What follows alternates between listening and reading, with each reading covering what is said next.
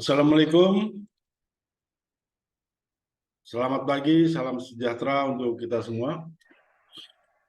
Berjumpa lagi dengan saya, Trijoko,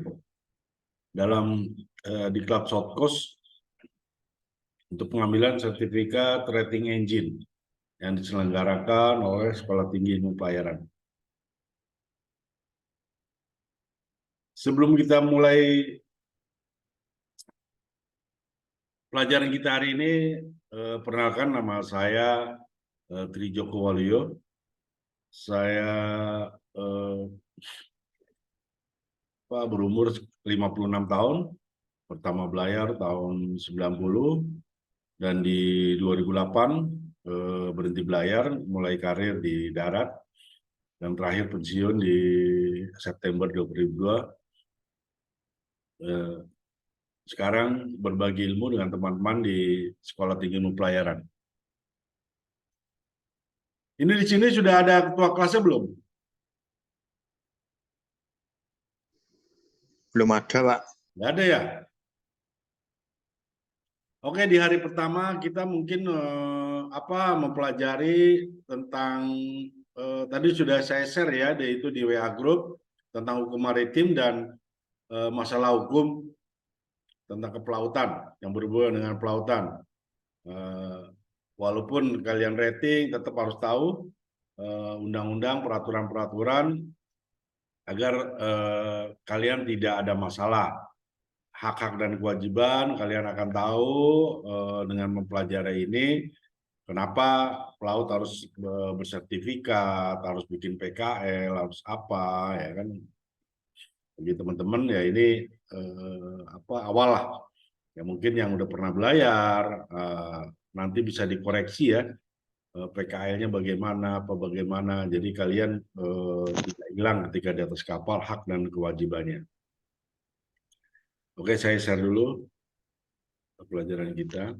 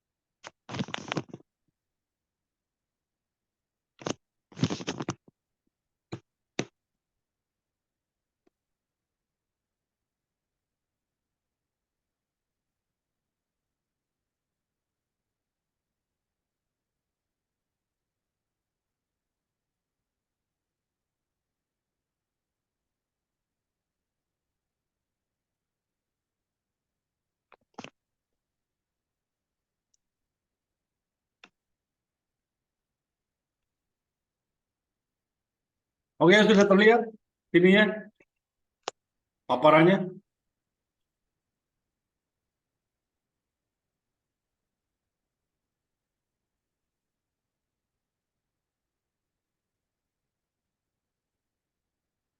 Oke, terlihat ya. Oke, selamat datang teman-teman di New Era Maritim. Dunia maritim sekarang tidak sama mungkin dengan zaman saya belayar ya. Banyak peraturan dan undang-undang yang harus dilalui untuk teman-teman untuk menjadi seorang pelaut. Ketika zaman saya belayar tahun 80-90-an itu, ingin menjadi pelaut cukup dengan SKP, dan bagi yang belayar keluar paspor. Jadi surat kecakapan melaut dan paspor. Untuk yang perwira, ijazah, bisa ijazah dengan bendera kemudahan. Waktu itu ya, dengan bisa misalnya sertifikat ijazah Panama, ijazah Liberia, itu bisa dipakai. seiring dengan berkembangnya teknologi dan banyaknya eksiden-eksiden, akhirnya diratifikasi undang-undang oleh IMO, SOLAS, dan MARPOL, ya, dan sampai sekarang di SDGW 95 atau MLC, ya, Marine Labour itu mulai banyak-banyak perubahan-perubahan. Orang harus ingin belayar harus punya sertifikat, harus berkompetensi. Jadi bukan hanya ijazah-ijazah bendera kemudahan, ya. Dulu teman-teman asal udah bisa ngambil atau pernah di kapal berbendera Panama, bisa ngambil bersamaan ijazah, misalnya ijazah ATT 5 atau ATT 4 atau 3. Waktu itu udah bisa jadi perwira. Oke, di pembukaan ini kita belajar tentang hukum maritim. Pentingnya pemahaman hukum maritim guna menjaga profesionalitas pelaut Indonesia. Kenapa kita harus tahu hukum maritim? Yaitu tadi, agar kita menjadi pekerja yang profesional, ya. Bahwa kita tahu bahwa kita kerja di atas kapal ini banyak yang kontrak, ya, bukan menjadi karyawan tetap, menjadi karyawan lepas. Ada kontrak termnya, ada yang 6 bulan, ada yang setahun, ada yang sekarang berdasarkan MLC itu maksimum itu orang bekerja di atas kapal itu 1 tahun. 1 tahun dia harus istirahat, bisa perpanjang lagi kontraknya. Kalau di Eropa itu maksimal 4 bulan, 6 bulan, 6 bulan. Jadi plus minus 2 bulan. Karena apa? Ya karena bahwa manusia itu ada kejenuhan, ada keletihan, kejenuhan fisik dan mental, terutama mental. Kalau dulu mungkin kita belayar kayak Bang Toyib, 3 tahun nggak pulang-pulang, ya, karena memang dulu pelaut kurang dan kita mental sudah inilah tidak mempunyai home rindu kampung halaman. Kalau kita kan sekarang belayar, ada tetangga saudara mau nikah harus pulang. Nah, terus banyak hal-hal yang orang saudara dijadi alasan, ya kan, yang mau menikah, yang ini, yang itu, ya kan, tanpa ada planning, rencana. Kayak sekarang kalian sebagai pelaut-pelaut pemula harus punya planning. Apa tujuan kalian menjadi pelaut? Ya, apakah ingin menjang karir sampai menjadi, kalau mesin menjadi KKM, kalau dek menjadi kapten? Kenapa tidak? Ya kan, semua bisa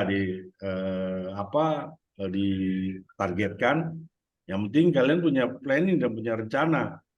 Kalau hanya sekedar mau jadi oiler seumur hidup, silakan, semua itu ada di tangan kalian.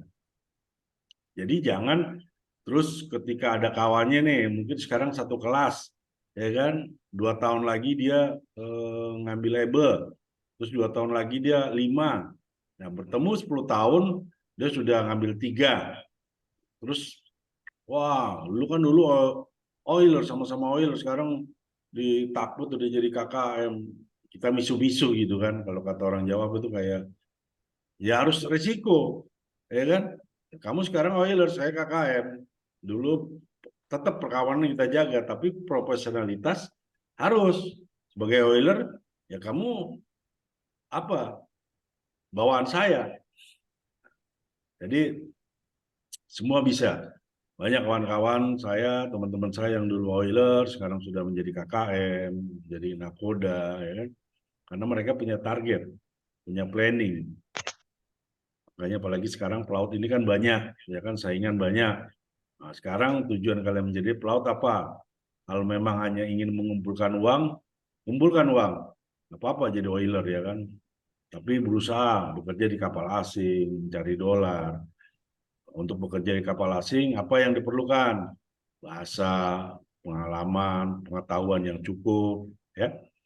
terutama bahasa Inggris. Sekarang banyak era maju, handphone kalian sudah smart, ya kan? Kalian juga harus cerdas, jangan hanya handphone yang cerdas. Cari di Google, belajar bahasa compensation, English compensation yang free, yang gratis, banyak, ya. Harus digunakan smart headphone kalian untuk hal-hal yang positif. Jangan hanya main TikTok, main apa gitu kan, main game yang tidak bermanfaat. Oke, sekali-sekali no problem untuk menghilangkan kejenuhan.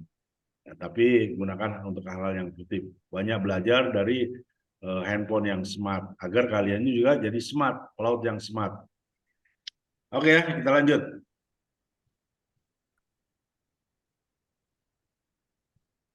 Jas merah. Jas merah ini jangan lupakan sejarah. Kita tahu bahwa Indonesia adalah negara lautan yang ditaburi pulau-pulau. Ini adalah sebagai kekayaan sumber daya alam kita ya, bahwa negara kita negara kepulauan, untuk menghubungkan antara pulau yang satu dengan pulau yang lain, tentu menggunakan transportasi laut. Untuk menggunakan transportasi darat, misalnya disambung jembatan dari pulau-pulau, itu memerlukan biaya yang mahal dan risiko yang cukup besar. Makanya salah satu transportasi adalah transportasi laut. Kalau melalui udara memang cepat, tapi memerlukan kos yang cukup mahal buat pengguna jasa dan pengguna jasa manusia atau pengguna jasa barang. Ya, kalau kita dari Jakarta ke Papua aja hanya membawa human orang, itu biayanya tiketnya itu sekitar 4 jutaan, ya kan? Gimana lagi bawa barang kita ke sana. Makanya transportasi laut adalah yang efisien dan bisa membawa banyak komoditi. Hukum maritim. Ini kita baru pembukaan aja, kalian simak. Hukum maritim, maritim law menurut kamus Black Law Dictionary adalah hukum yang mengatur pelayaran dalam arti pengangkutan barang dan orang melalui laut. Kegiatan kenavigasian dan perkapalan sebagai sarana moda transportasi laut, termasuk aspek keselamatan maupun kegiatan yang terkait langsung dengan perdagangan melalui laut. Jadi pelayaran maritim, perusahaan pelayaran adalah artinya pengangkutan barang dan orang melalui laut atau kegiatan navigasi. Dia tidak bawa barang, tidak bawa orang, tapi melakukan navigasi. Misalnya pasang kabel dalam bawah laut, dia melakukan survei di laut. Nah, ini kegiatan kenavigasian. Dan perkapalan sebagai sarana moda transport laut termasuk aspek keselamatannya. Jadi keselamatan di atas kapal masuk dalam dunia maritim juga. Masuk dalam law dictionary, masuk dalam hukum maritim. Keselamatan orangnya, keselamatan kapalnya, keselamatan muatannya, keselamatan lingkungannya. Pokoknya yang berhubungan dengan laut, entah dia itu ada eksploitasi minyak, semua itu masuk dalam hukum maritim. Ya. Sampai sini paham, kawan-kawan? Saya mengharapkan paham. Maka nanti ya, mungkin kita, jadi jangan kalian rating aja belajar hukum, jangan. Ya. Tapi ini basic, dasar. Kalian mengetahui kenapa hukum maritim apa? Ada SOLAS, ada AIMO. Berarti kalian harus mengetahui itu. Ya. Saat kalian menjadi perwira, kalian juga tahu. Walaupun rating kalian paham gitu. Kenapa tidak boleh buang minyak di laut? Di kanal kita harus melakukan seperti ini. Dan kalian berprinsip orang bisa menjadi KKM. Saya juga bisa. Ya, harus ada prinsip dan target seperti itu. Tujuan hukum maritim, tujuannya itu pasti ada tujuannya. Menjaga kepentingan tiap-tiap manusia dalam masyarakat maritim supaya kepentingannya tidak dapat diganggu, ya kan? Jadi masyarakat maritim itu apa ya? Masuk dalam masyarakat maritim itu adalah orang yang melakukan kegiatan di atas kapal dan di laut yang masuk dalam hukum maritim tadi, ya, of law dictionary.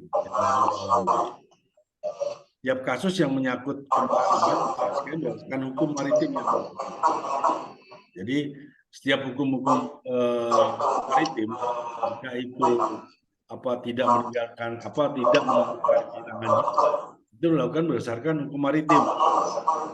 Maritim apa nanti kita pelajari, ya. Jadi sekarang ini awalnya dulu, bukanya dulu. Jadi setiap ada kita misalnya ketika perjanjian kerja laut, berhubungan asuransi di atas kapal, ini ada undang-undangnya. Nah, oke, lanjut. Subjek hukum maritim dari manusia. Subjeknya manusianya apa sih? Awak kapal, pengusaha kapal, pemilik kapal, penumpang kapal, dan lain-lain. Berhubungan dengan hukum. Terus badan hukum berarti kan pasti ada badan hukumnya. Muatan Kapal Laut, MKL, AIMO, Dirjen Perhubungan Laut, Hotel, Pelabuhan, Saban, Biro Klasifikasi, Cukai, hukum maritim, KKP, karantina kesehatan pelabuhan, masuk hukum maritim. Objek hukum maritim berwujud yang menentukan muatan kapal, tumpahan minyak di laut, sampah di laut, nah, itu berwujud ya, yang sebagai objek hukum dari maritim. Mungkin bagi teman-teman yang sudah belayar atau sedang di atas kapal tahu kenapa sampah di laut tidak boleh dibuang, ada areanya, ada zonnya. Itu baru boleh. Tapi dia ini tidak boleh sampah makanan yang boleh dibuang, tapi sampah plastik tidak boleh sama sekali. Dia harus didaur ulang. Bagaimana? Itu ada aturannya. Benda tak berwujud apa? Perjanjian kalian dengan perusahaan bayaran, kebijakan perusahaan, nah itu dibaca di kapal. Biasanya police company, nah itu apa? Ini membuat kebijakan apa? Itu dibaca hingga kalian gitu. Kadang teman tidak pernah baca nih kebijakan perusahaan, sehingga tidak tahu hak dan kewajiban. Sudah, dia hanya pasrah aja. Sering tidak dibaca. Nanti kalau di kapal lihat biasanya itu ada di ruang makan, kebijakan perusahaan. Oke, terus benda berwujud juga terbagi dua, benda bergerak dan benda bergerak. Dan bergerak apa? Muatan kapal, sampah di laut, bergerak manusianya. Terus benda yang tidak bergerak apa? Tadi galangan kapal tidak bergerak, pelabuhan yang tidak bergerak. Oke, sampai sini ada yang mau ditanyakan? Cukup, Pak. Ini tapi kita sama-sama sharing teman-teman apa sih kenapa harus bikin PKL, kenapa harus begini, kenapa harus ngambil sertifikat rating ya kan? Ada gitu kan, zaman dulu cuma Sekarang ada rating, ada itu ya. Kalau nggak salah ATTD kalau nggak salah. Sekarang ada rating, ada able lagi. Terus baru ATT 50, ATT baru 5, saya nggak kurang paham juga, lupa. Terus sekarang ada rating, ada able. Perlu, berarti kan perlu eh, finansial dan waktu ya. Ambil ini 2 minggu atau 3 minggu aja sudah memerlukan waktu. Perlu finansial, bayar saran, terus buat beli pulsa untuk online, buat makan, buat mungkin bagi teman-teman yang jauh dari sini harus kos atau dan sebagainya. Harus diperhitungkan. Modal saya kerja, ya, jadi harus dikembalikan nih. Nah, kalian apa yang membiayai ini sebelum kerja? Kakak, saudara, kak. Nah, ini kan jadi apa, hutang. Walaupun itu adalah orang tua, tetap hukum. Kalau sudah bekerja, bukan uang itu dulu untuk dikembalikan.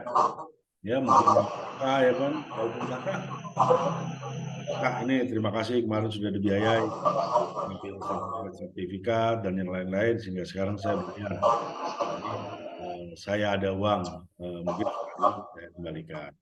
Nah itu kan orang akan senang, apalagi orang tua tidak mengharapkan kembalikan, tapi ketika ini dia senang. Apalagi orang yang sudah kerja, udah apa, makanya jadi atas kapal tetap ingat ya, zamannya bukan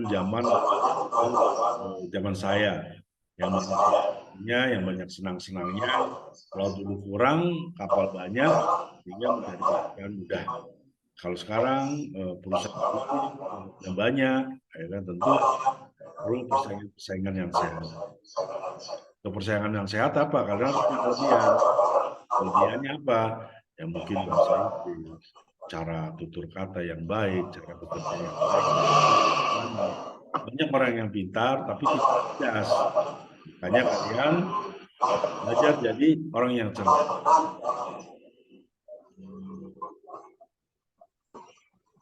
Oke, penggolongan hukum maritim. Ya, hukum maritim nasional dan internasional. Ada hukum maritim nasional adalah hukum maritim yang dilakukan secara nasional dalam suatu negara.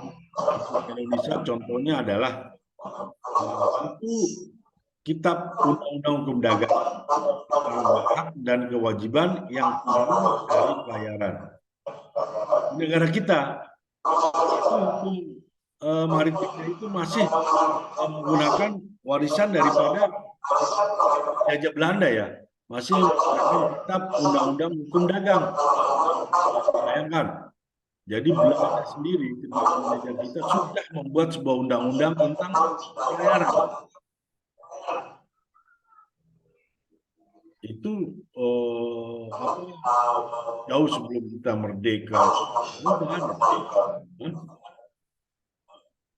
Terus buku undang-undang tentang kejahatan pelayaran sudah dibuat. Kitab Undang-Undang Hukum Pidana terus baru pemerintah itu ratifikasi dari undang-undang itu tahun 2008, Undang-Undang 2017. Nah, ini amandemen daripada undang-undang yang sudah sebelumnya. Tahun 2017, tahun 2008 tentang pelayaran. Di sini komplit.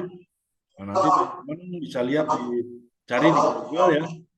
Cari Undang-Undang nomor 17 tahun 2008 tentang pelayaran. Di situ banyak lautnya, tentang nafas, tentang apa. Kalian bisa baca iseng-iseng. Jadi gunakan handphone yang smart itu untuk hal-hal pengetahuan yang ya hanya kita baca-baca. Baca ya ambil iseng aja daripada kita main yang lain. Dan tentang pelautan nih, pas aja pelaut. Nah, yang lainnya kalau kalian mencari silakan. Jadi kalian tahu hak kalian apa. Jangan kita bekerja, mau butuh kerja, mau butuh apa uang, mau butuh biaya untuk hidup, mencari kerja. Tapi bukan juga kita menjadi orang yang bodoh-bodoh gitu. Sama perusahaan karena kita tidak tahu hukum, kita tidak tahu undang-undang. Minimal ketika tahu undang-undang kita tahu bagaimana kita melakukan sesuatu ketika tidak ada kewajibannya pada kita. Itu dengan cara yang persuasif, bukan mohon pukul atau kromo, tidak. Kalau kita tidak tahu hukum, tahu oh gini lah kita ada hal-hal yang tidak berkenan gitu. Ya. Ini contoh hukum maritim internasional. Jadi ketika zaman COVID itu kan di luar negeri, di Indonesia itu kan berlaku kru itu dilarang turun. Kru itu boleh turun kalau sudah ada izin dari karantina kesehatan mau di Indonesia, di luar negeri ya. Ini buat pengalaman kalian. Ada negara-negara yang memang dia punya security atau polisi itu sering mencari uang dari orang-orang asing, terutama pelaut. Pelaut kan paling di pelabuhan ya sebentar ya. Ini negara-negara terutama di negara-negara Asia, India, Vietnam itu banyak security atau polisi yang curang, mafia untuk cari uang. Jadi biasanya di India itu keluar masuk itu kan kalau kita di luar itu menggunakan paspor atau short pass sebagai paspor. Nah biasanya security ini tahu nih dari atas kapal di gitu kan. Biasanya pertama turun kita menunjukkan paspor gitu. Ya udah nggak dicek nih. Terus paspor nggak dicek. Emang disengaja. Nah biasanya udah mau hari-hari terakhir misalnya itu hari, biasanya 3 hari. 3 itu tergantung nih orang kapalnya nih. Karena pernah dicek, ada yang bisa nggak paspor, sorpas. Dan itu udah tahu itu. Ya kan, udah, biasanya di hari-hari terakhir. Nah, orang mau masuk keluar, biarin aja. Kalah gitu kan. Masuk, pelabuhan, dicek paspor. Oh kalau ada, nah, kan pasti ada sebagian orang kapal tuh yang males dan orang kemarin nggak dicek, ada yang nggak bawa pasti. Nah, jadilah kepada 3 orang kru kapal pengendara Korea. Jadi dia tidak bawa sorpas, tidak bawa paspor. Kita keluar, kan, oh tadi waktu keluar nggak dicek nggak? Oh, sekarang masuk dicek, ya kan? Dicek. Oh itu paspor saya dari kapal, nggak bisa. Kamu berapa? Woi, inilah kita salah. Kamu udah keluar nggak pakai paspor. Yang ujung-ujungnya aja lah cari uang. Banyak. Tapi kalau ini dilaporkan ke mana? Akhirnya ketika tidak bisa mengeluarkan uang denda gitu kan. Paspor ada di atas kapal, tapi kan dia keluar tanpa membawa dokumen pendukung. Jam berapa kamu keluar ya kan?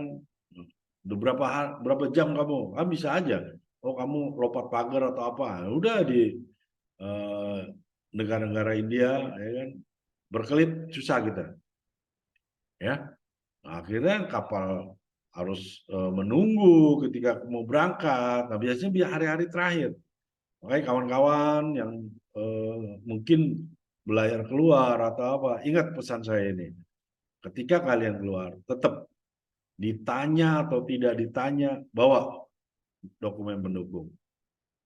Karena di negara India, Vietnam itu di Cina itu kan masih ada di Cina ada sebagian kota itu sudah bebas ya. Dulu itu masih ada namanya jam malam. Jadi jam 12 itu kalian harus sudah ada di atas kapal. Jadi lebihnya dari jam itu kalau kalian berkeliaran itu ditangkap. Itu tentu bayar denda. Ada security yang terima di Vietnam gitu. Udah, kenapa pulang deh, nanti saya yang ada apa-apa saya gitu kan. Jangan. Ya. Mungkin 1-2 kali kalian di ini gitu, dibela gitu kan. Maksudnya ada apa-apa bisa ditolong. Tapi biasanya dia akan ngejebak, ya kan? Yang nangkep mungkin bukan dia, kawan yang lain. Oh si ini ada di ini, gitu kan, di warung ini, di bar ini, di toko ini. Nah, ditangkap, akhirnya keluar duit banyak, ya kan? Oke ya, negara-negara yang ada jam malamnya, negara India itu negara-negara yang apa dia mencari uang security-nya. Hati-hati teman-teman kalau di sana, kalau pesiar ya waktunya ini tetap bawa dokumen pendukung dan waktunya pulang. Jangan melewati jam 12 malam di negara-negara yang ada jam malamnya. Terus hukum maritim nasional. Nah, ini ada 3 orang ditetapkan tersangka tenggelamnya kapal motor Yuneis. Ini adalah kapal feri ya, feri penyeberangan Ketapang Gilimanuk. Jadi mungkin kalau teman-teman yang pernah atau tinggal daerah Banyuwangi atau pernah menggunakan kapal feri Ketapang Gilimanuk, itu tahu kan? Kalau dari Ketapang itu ke Gilimanuk jalannya tidak lurus, tapi dia harus ke atas dulu baru turun. Karena arus daripada Selat Bali antara Australia dan Bali itu kan arusnya kuat. Nah, sehingga dia harus naik dulu, baru nembak ke pesisir, baru turun. Dan sering di sana itu terjadi ombak besar, angin besar. Jadi pada tanggal itu kejadianlah kapal penumpang ini tenggelam. Yang tenggelam, yang ada korban jiwa di sana. Ada berapa banyak korban jiwa penumpang. Ketika ada korban jiwa, itu hukumnya itu dikembalikan kepada penyidik kepolisian. Jadi pertama masuk dalam hukum pelayaran, hukum maritim, mahkamah pelayaran, disidang, ya kan? Biasanya yang disidangnya itu adalah nakoda, KKM, perwiranya itu. Ditanya-tanya, ketika hukum maka pelayaran menyatakan bahwa kapal ini bersalah, baru polisi akan menindak orang-orang yang bertanggung jawab. Ketika mahkamah pelayaran tidak menyatakan bahwa kapal ini tidak bersalah, misalnya karena cuaca, karena apa gitu ketenggelamnya, itu tidak disalahkan. Tapi ini kesalahan karena kelalaian manusianya. Kenapa? Kelalaian manusia. Jadi kapal ini overdraft, over penumpang, over muatan.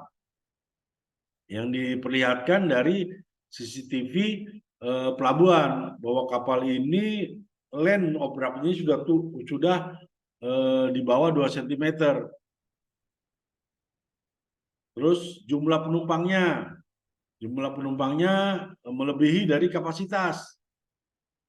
Berarti ini adalah kelalaian daripada manusia.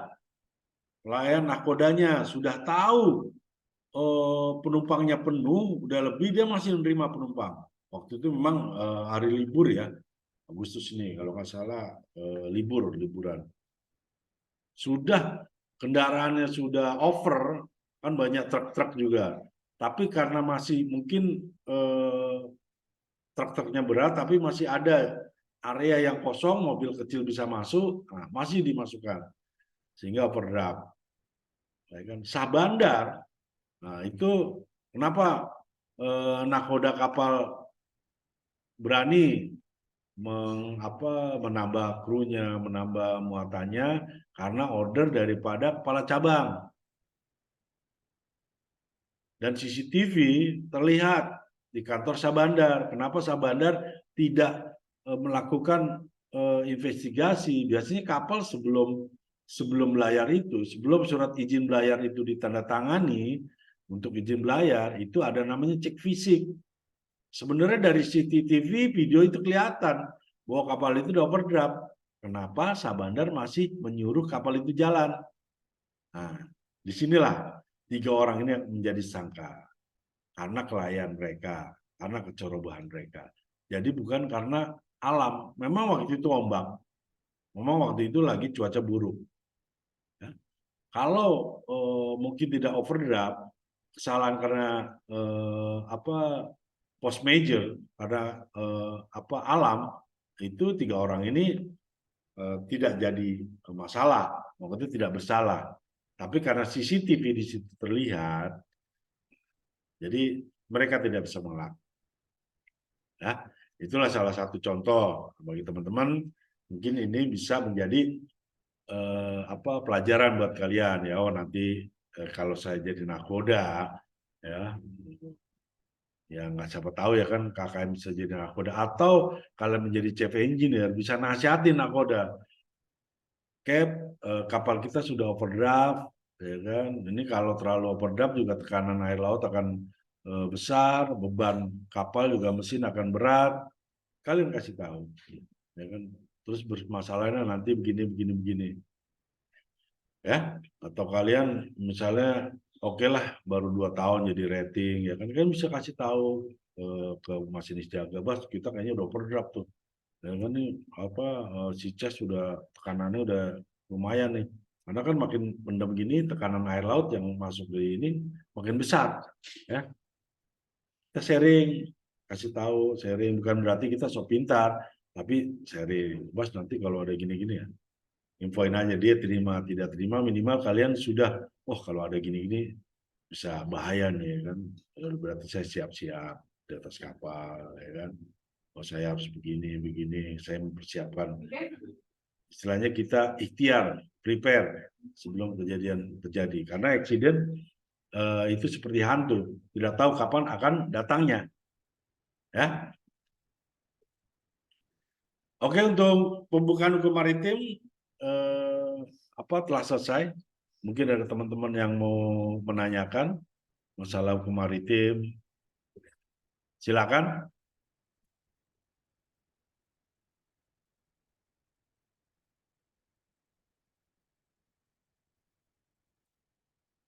Oke, kalau tidak ada, saya lanjutkan ke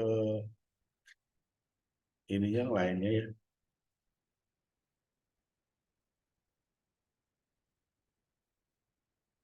Aspek hukum yang berhubungan dengan kepelautan.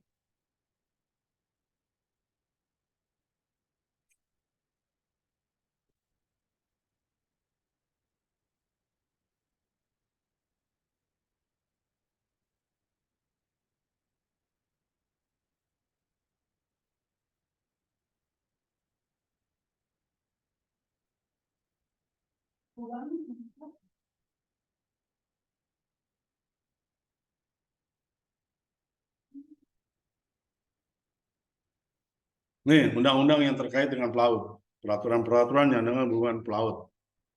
Yang pertama tentu Undang-Undang Dasar 45 ya. Terus kedua, Kitab Undang-Undang Hukum Perdata. 3, Kitab Undang-Undang Hukum Dagang. Undang-Undang Nomor 17. Undang-Undang Nomor 5 tentang konservasi sumber daya alam ekosistem. Tentang ketenaga kerjaan. Undang-Undang Nomor 13 tahun 2003. Kalian baca ini yang Undang-Undang Nomor 17 tentang pelayaran, ya, terus yang 2008 tapi, terus Undang-Undang Nomor 17 tentang ketenaga kerjaan, ya, baca-baca di Google, iseng-iseng aja. Jadi kalian akan tahu apa yang harus kita lakukan ketika ada perselisihan kita dengan kawan, kita perselisihan dengan Sabanda, kita perselisihan dengan perusahaan pelayaran yang kita naiki dan sebagainya ya.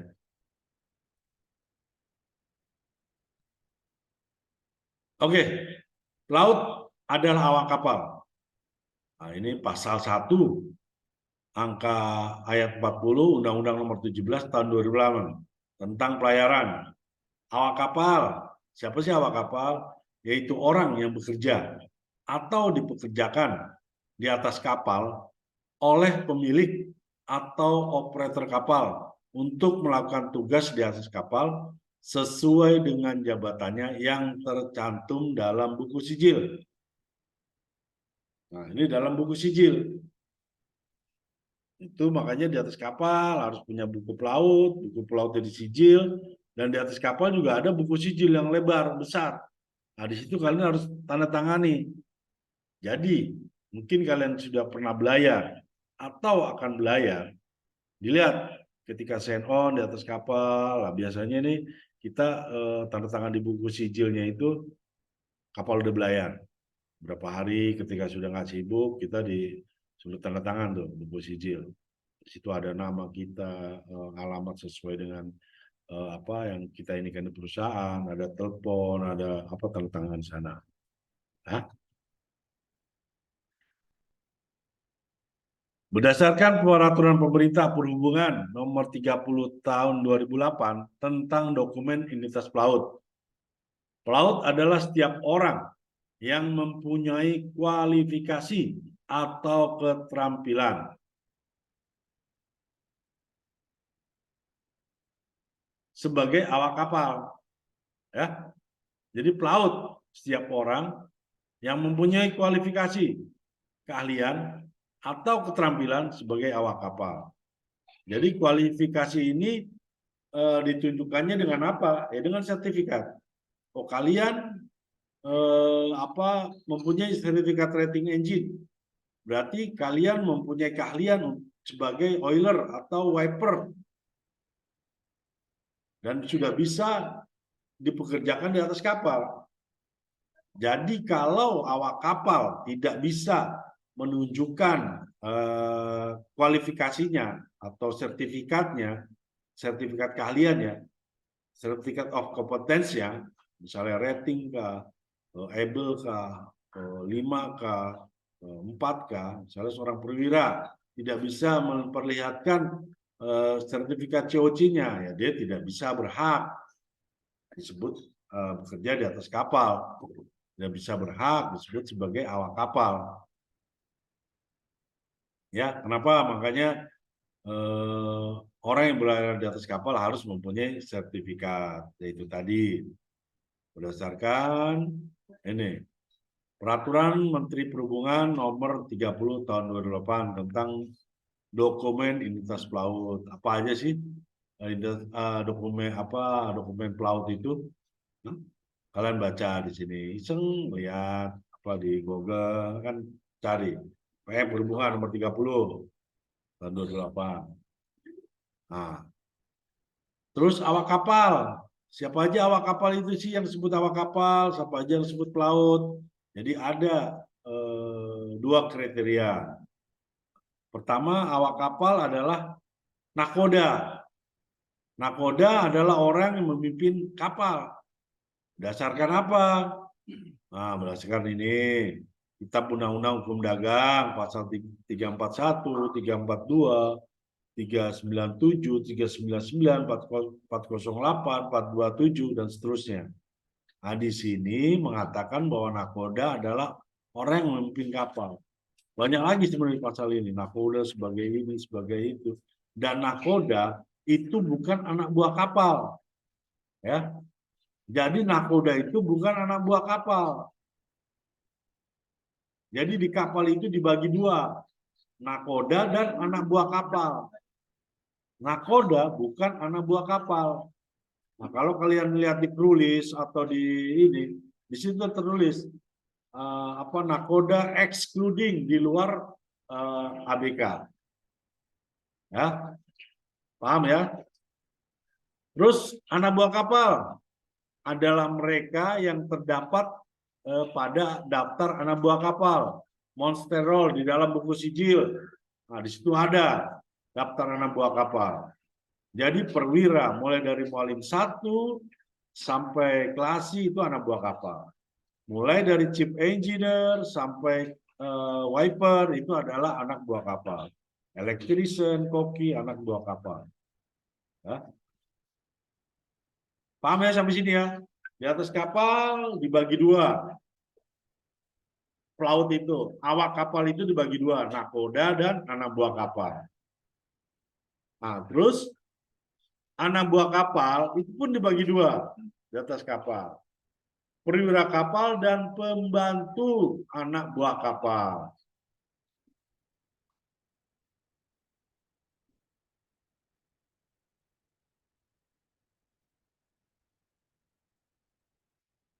Ya.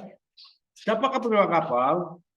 Perwira kapal adalah anak buah kapal yang oleh daftar anak buah kapal diberi pangkat perwira. Jadi perwira kapal adalah anak buah kapal yang diberi pangkat perwira. Berdasarkan apa? Berdasarkan tadi kualifikasi kalian, kualifikasi keterampilan, berdasarkan sertifikat COC-nya. Oh, dia menjadi KKM, ya kan? Sertifikatnya sesuai nggak? Misalnya, oh, kalau di kapal ini COC-nya harus ATT 2. Nah, dia ATT 2 atau ATT 3. Ya. Jadi perwira kapal adalah anak buah kapal yang oleh daftar anak buah kapal diberi pangkat perwira. Tentu berdasarkan itu tadi, ya kan, sertifikasi, kualifikasi, keterampilannya. Ya. Terus pembantu anak buah kapal adalah semua anak buah kapal selebihnya. Setelah perwira, selebihnya adalah anak buah kapal. Mandor, bosun, mungkin kalau di atas kapal ada mistri, ada tukang las ini, smith, tukang bubut, smith. Nah, ini semuanya adalah anak buah kapal. Pembantu anak buah kapal. Ya, mulai dari bosun sampai klasi, mulai dari mandor sampai wiper, mulai dari chief cook sampai pelayan, itu pembantu anak buah kapal.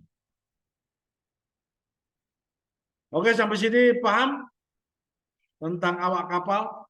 Ada yang bertanyakan? Oke, kalau nggak ada yang bertanya, ada yang bertanya?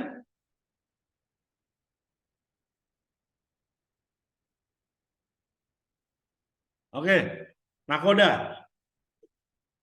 Jadi tadi kita sudah memilah-milah ya, awak kapal itu terbagi 2, nakoda dan anak buah kapal. Anak buah kapal terbagi lagi menjadi perwira kapal dan pembantu anak buah kapal. Nah, nakoda di sini berdasarkan pasal 384, 385 Kitab Undang-Undang Hukum Dagang sebagai pemegang kewibawaan umum di atas kapal. Jadi apapun yang terjadi di atas kapal, decision-nya, keputusannya ada di tangan nakoda. Ya, berdasarkan apa? Pasal. Ada undang-undang yang mendukung dia, ada undang-undang yang mensupport dia, ada undang-undang yang melindungi dia. Pasalnya apa? Ini. Tapi seorang nakoda pun tidak otoriter, ya, memegang kewibawaan umum di atas kapal. Sesuatu yang diputuskan nakoda, semua awak kapal, semua anak buah kapal harus menjalankannya. Kalau tidak menjalankannya, ada sanksi hukum.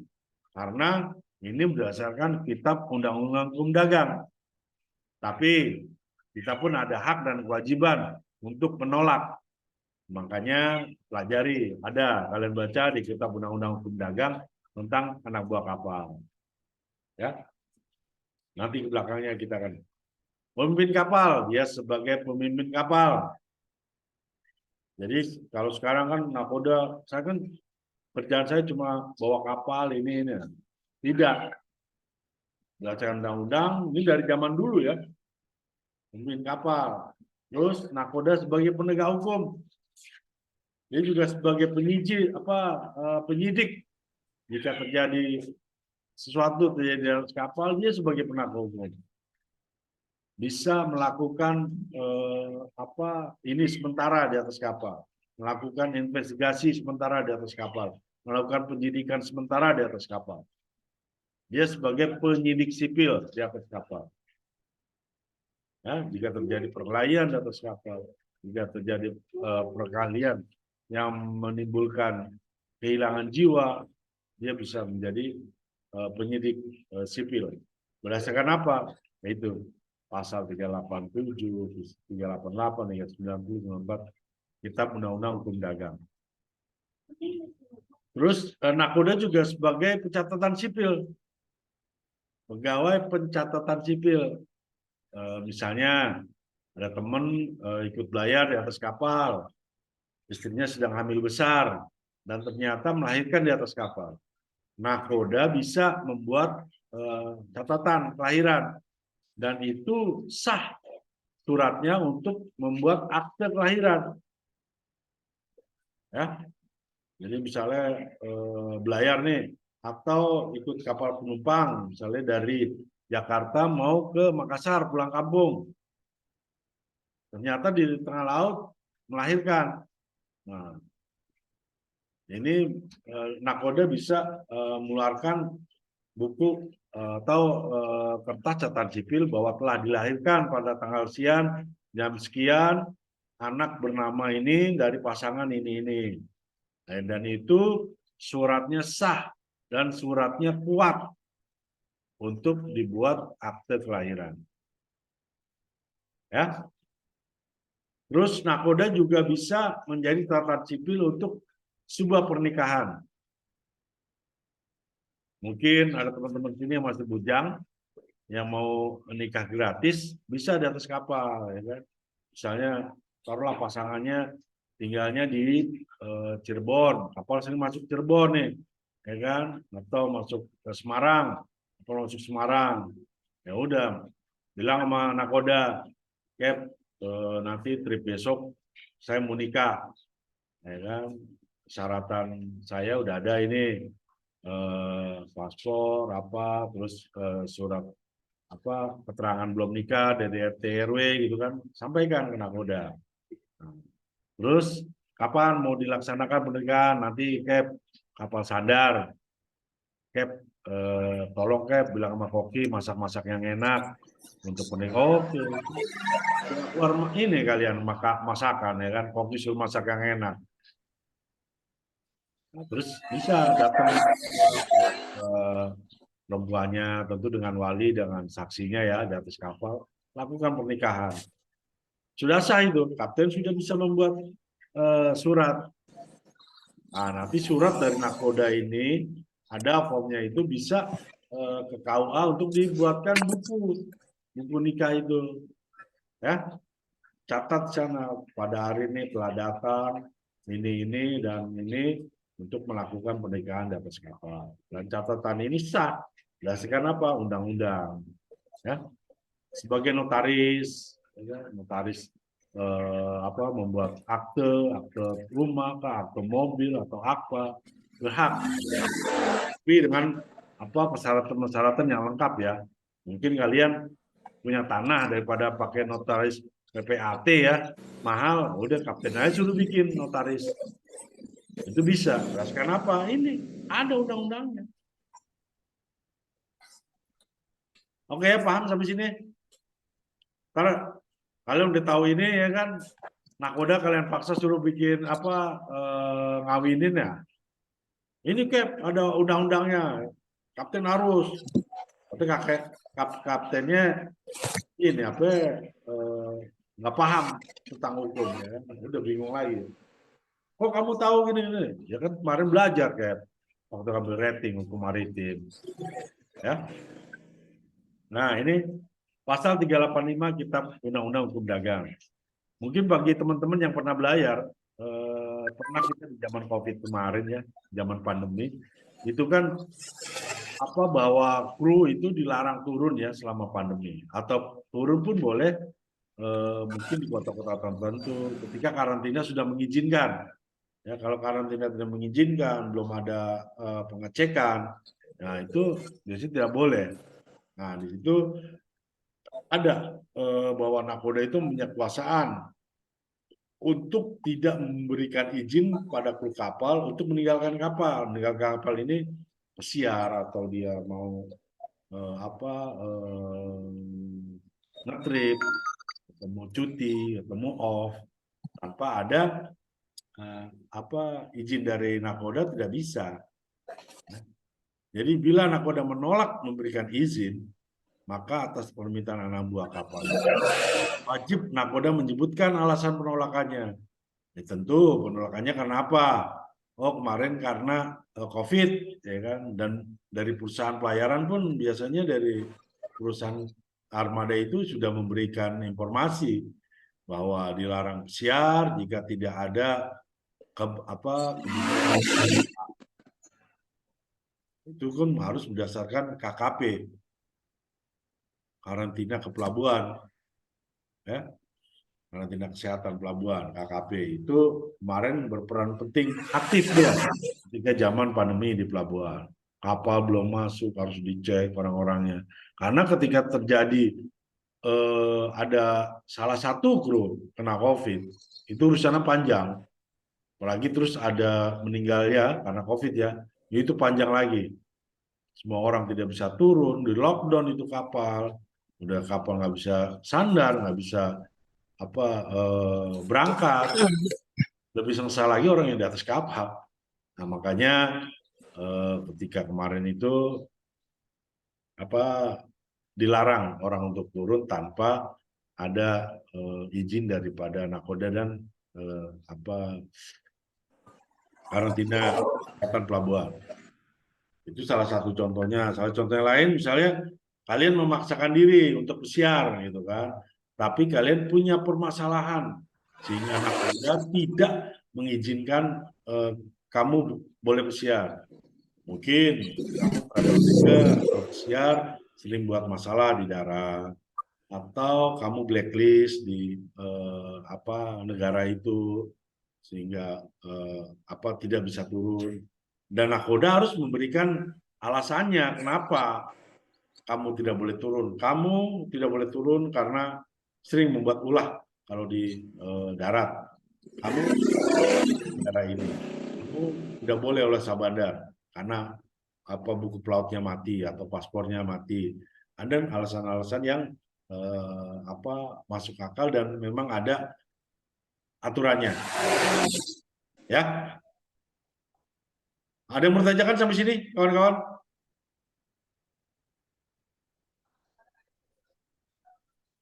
Oke, jika ada yang tidak bertanyakan, kita lanjut. Ini UNCLOS. UNCLOS ini tentang konvensi ya, konvensi apa laut teritorial.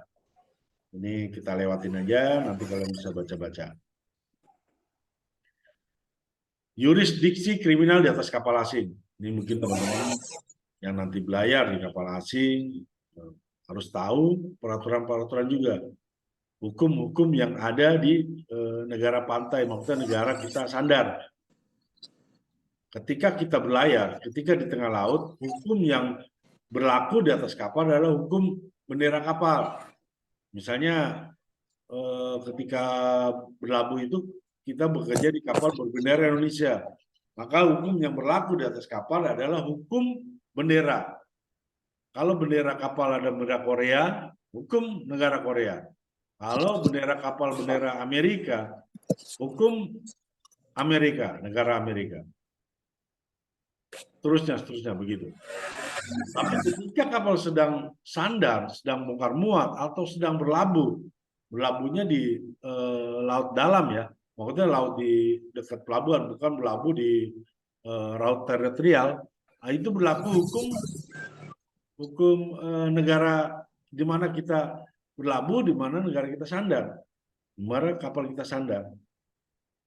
Jadi undang-undangnya, yurisdiksinya adalah negara di mana kita berlabuh. Misalnya kita berlabuh di negara Singapura, ya berlaku hukum undang-undang Singapura, peraturan Singapura. Jika kita sandar di negara Indonesia, ya undang-undang Indonesia, negara Indonesia. Ya, itu di pelabuhan. Yurisdiksi kapal asing di perairan pedalaman. Karena tadi di awal kita belajar bahwa negara kita adalah negara kepulauan. Jadi ketika kapal asing, misalnya dari Eropa mau ke Pasifik atau mau ke Hawaii, ke Guam, nah itu kan melewati Selat Malaka, terus masuk ke Selat Jawa untuk naik ke Papua sana. Nah, antara Laut Jawa ini, Selat Malaka ada yang namanya perairan pedalaman. Nah, di sana walaupun kapal itu berbendera Amerika, maka yang berlaku undang-undang adalah undang-undang negara perairan pedalaman itu, undang-undang negara Indonesia. Ya. Jadi ini kalian harus tahu ya, sudah tahu, jadi kalian paham baik itu pedalaman. Jadi kok ada kapal asing lewat di ini, kok nggak ditangkap, ya kan? Apakah negara kita yang takut atau apa gitu kan? Padahal dia masuk perairan pedalaman. Oke ya. Terus yurisdiksi laut teritorial. Ini adalah laut perbatasan. Mas, Ada kota. kalau di mungkin kalian belayar nanti atau pernah belayar namanya OPL, Outport of Limit. Jadi di situ ada 3 negara yang bertanggung jawab area itu. Terus termasuk negara bebas juga, maksudnya area yang yurisdiksi. Jadi di situ Singapura, Malaysia dan Indonesia. Ya. Nah, biasanya di kapal itu di daerah itu banyak kapal-kapal anchor, kapal-kapal berlabuh. Karena negara berdesak-desakan. Jadi laut perbatasan mana nanti kalian baca-baca.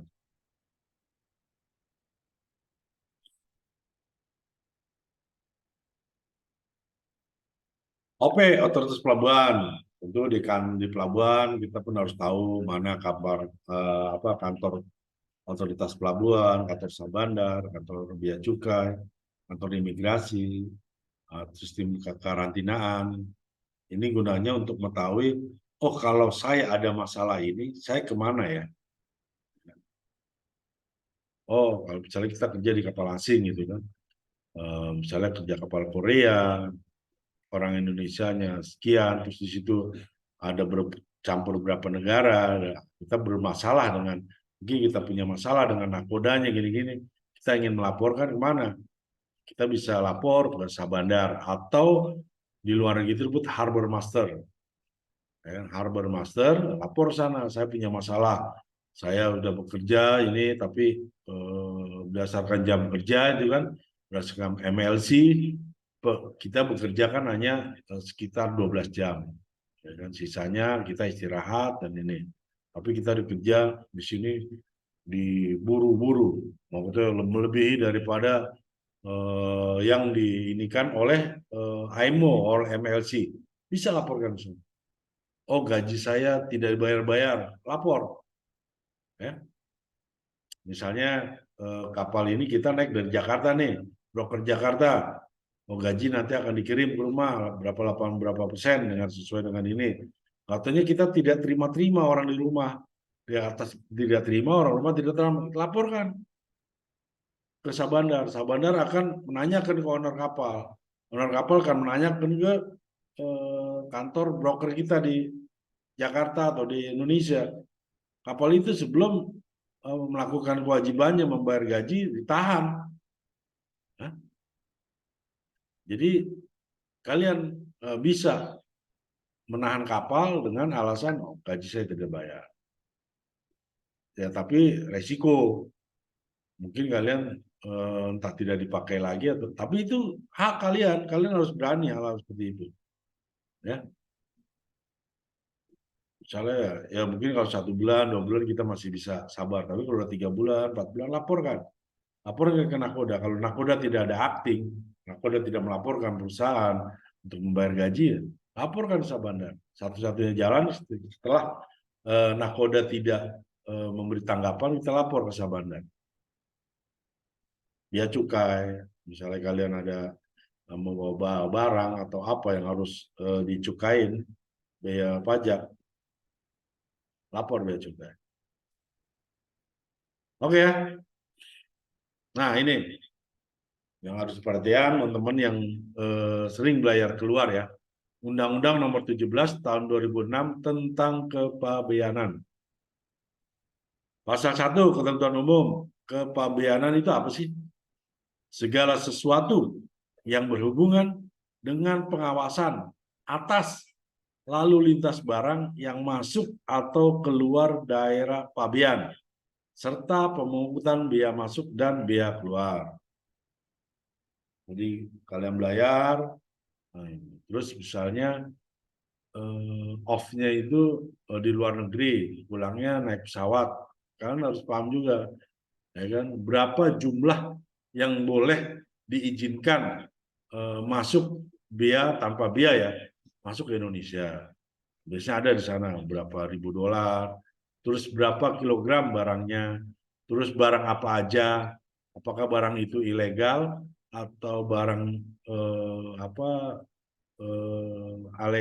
tidak legal, ya, apa barang ini barang yang barang yang langka, barang yang tidak diizinkan untuk berjualbelikan. Jadi kalau beli sesuatu, misalnya kalian belayar keluar, dilihat dulu barang-barangnya itu. Kalau barang-barang biasa seperti baju, sepatu, itu nggak masalah. Tapi ketika kalian beli barang-barang antik, barang-barang souvenir yang antik, itu benar-benar dilihat dulu barangnya itu, ya, apakah diizinkan atau tidak. Jadi barang-barang souvenir itu ada yang tidak diizinkan, ya. Tadi kepabeanan, terus sekarang daerah pabean. Daerah pabean kalau di Indonesia adalah wilayah Republik Indonesia yang meliputi wilayah darat, perairan, dan ruang udara di atasnya, serta tempat-tempat tertentu di zona ekonomi eksklusif dan landas kontinen yang dalamnya berlaku undang-undang ini. Ya.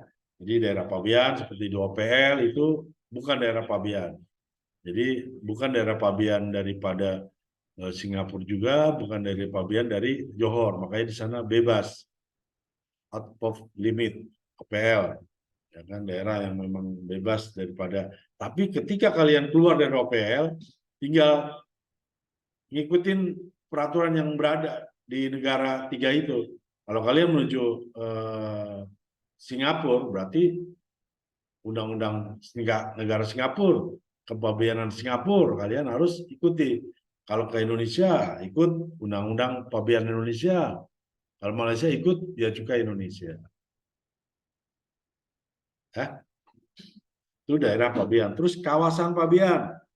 Kawasan dengan batas-batas tertentu di pelabuhan laut, bandar udara atau tempat lain yang ditetapkan untuk lalu lintas barang yang sepenuhnya berada di bawah pengawasan Direktorat Jenderal Bea dan Cukai.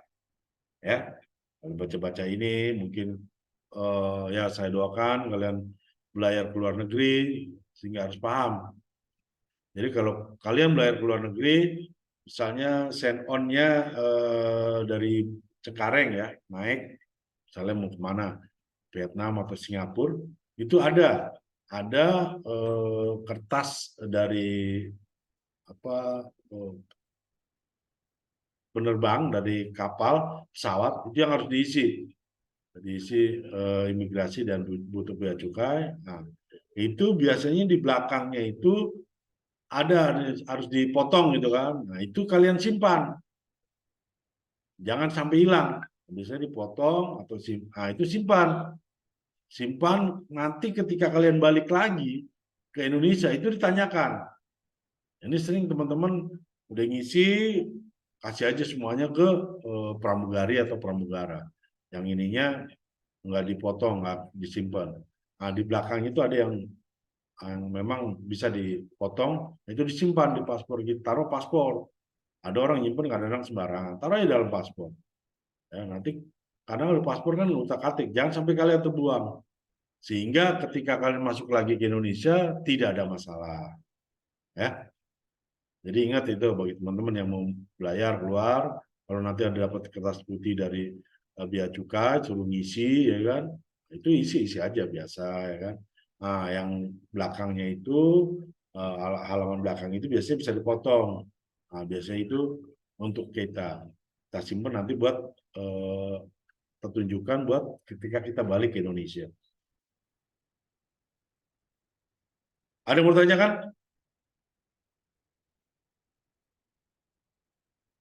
Nah, ini kalian baca penyelundupan, kita kita bawa barang apa aja yang tidak boleh, ya kan? Ya.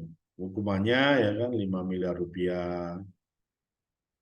Mungkin kalian teman-teman ini dulu zaman saya belayar itu ada yang namanya barang second hand. Ya kan kalau dari Jepang itu ada yang bawa apa motor, bawa TV, bawa mesin cuci, sepeda. Itu kalau teman-teman yang mungkin rumahnya daerah Priok tahu yang namanya Pasar Uler, Koja itu kan. Nah, dulu ada jual-jual itu apa bahan-bahan second hand atau teman-teman bawa keramik, lampu-lampu kristal dari Eropa. Di sana beli. Nah, dulu pelaut itu sambil dagang, ya kan sambil dagang sisa. Nah, cuma mereka kadang-kadang tidak paham nih. Dulu kita nggak tahu nih tentang undang-undang bea cukai. Yang penting ketika masuk ke Indonesia, kita sudah ada orang bea cukai yang apa ngurus. Kita tinggal kasih sekian nih, pokoknya aman gitu. Biasanya kita patroli-patroli itu udah. Saya terakhir 2005 kapal Jepang Jakarta itu bawa sepeda, terus masih itunya pohon pohon apa namanya itu eh, gelombang cinta. Nah, itu dari Vietnam bawa gelombang cinta dagangin kita. Oke ya, ini ketentuan pidana imigrasi.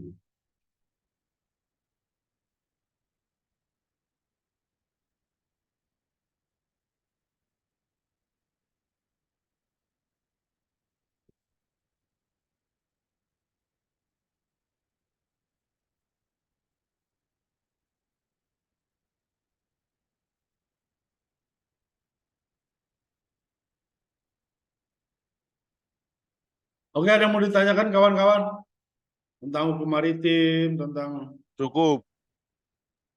Cukup, Pak.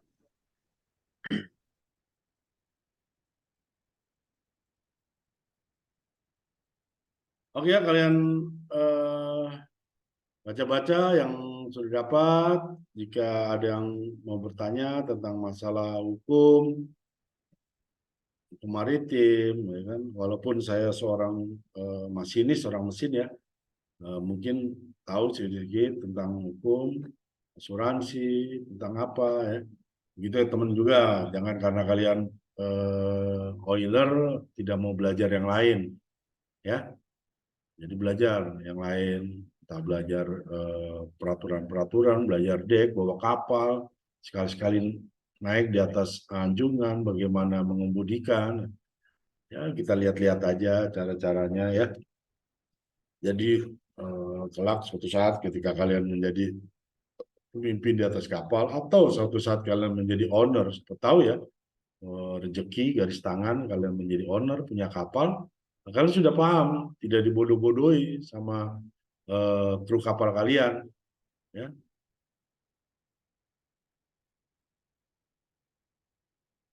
Jadi kalian pelaut yang smart, pelaut yang cerdas ya. Mungkin sekian dulu dari saya.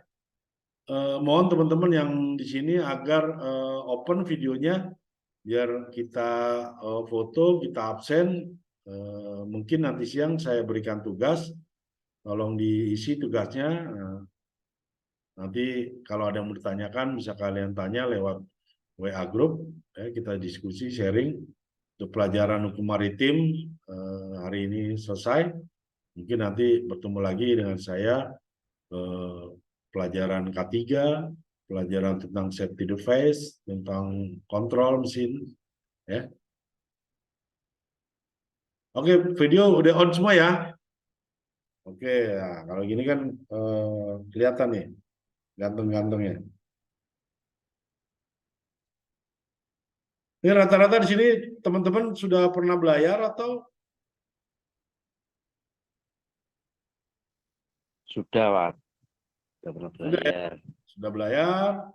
Nah, tinggal kalian ini kan apa ada permasalahan di atas kapal atau tidak, ya kan? Kadang-kadang pelaut kita ini terutama masalah PKL, ya kan? PKL sana tidak pernah ada teman-teman yang mau baca, ya kan?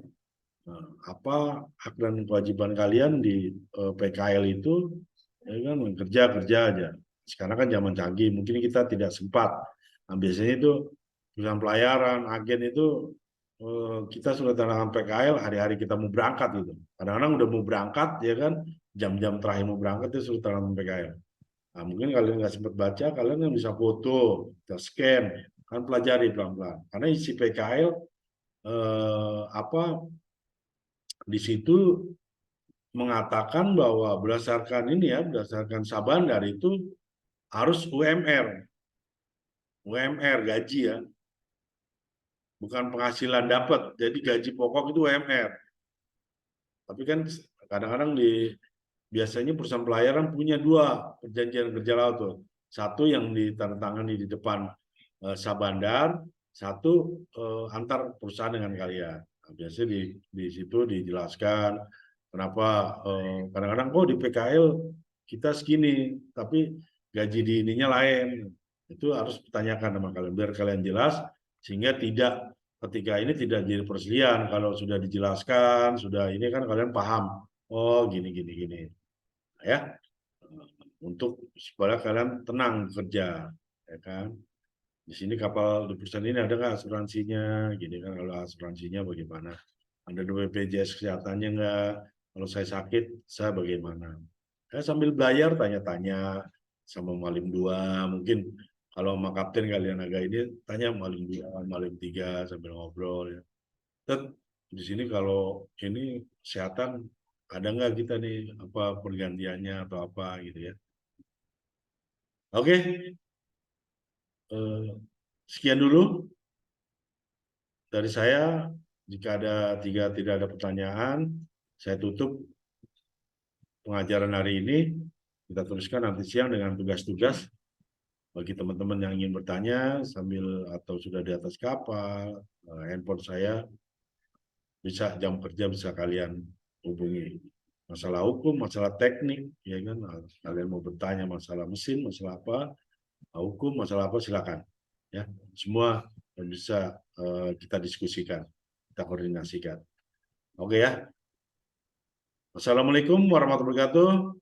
Selamat siang, sehat selalu, tetap semangat.